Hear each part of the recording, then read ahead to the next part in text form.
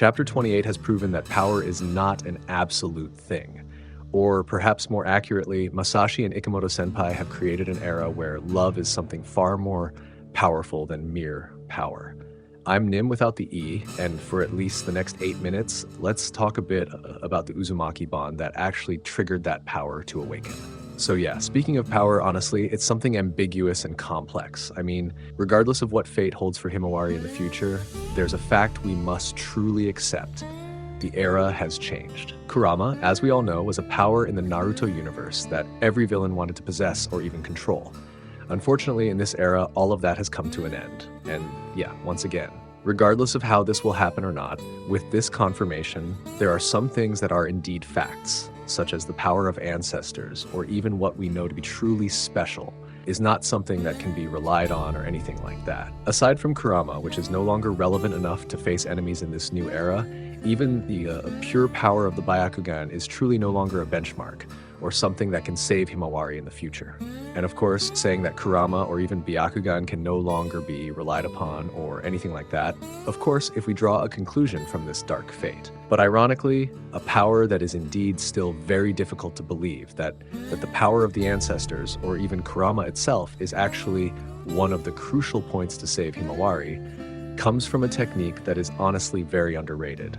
Because of course, Inojin, who is the son of Sai and Ino, especially since I'm sure some fans underestimate them, somehow their existence, especially from the next generation, can fill the most crucial position that even replaces Kurama's position itself. Yep, a power that Inojin has just mastered in a relatively short time.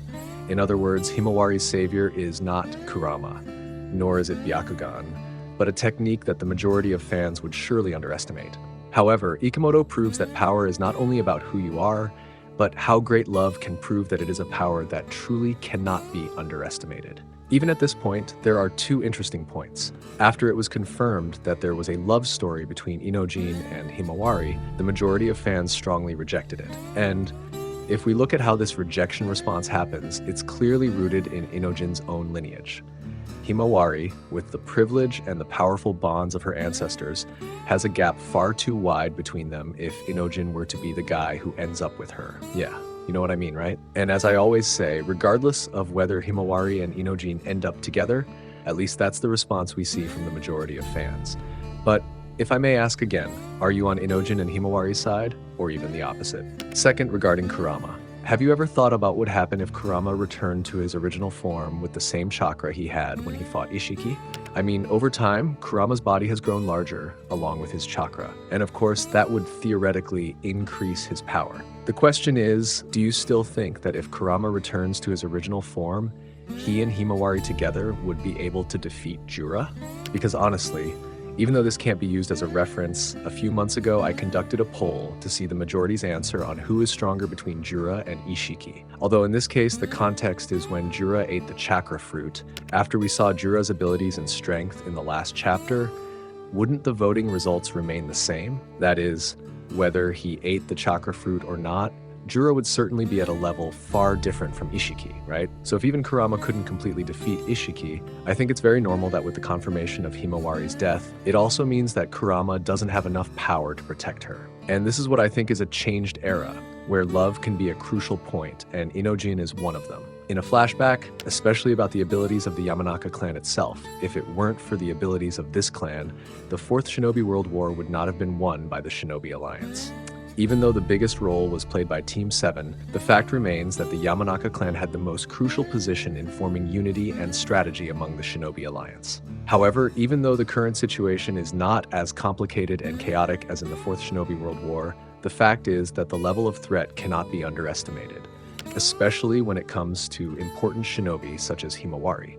And instead of replacing the entire role of the Yamanaka clan, Inojin will be one of those who will have a role to shine. Even when talking about the Yamanaka clan, or more precisely, the Inoshikacho, which is a clan of genius shinobi who always think differently, Shikadai, who has a higher IQ, has to be replaced by Inojin. Even Shikadai, who knows that Inojin has such abilities, we cannot deny that Shikadai gave a rather surprised response.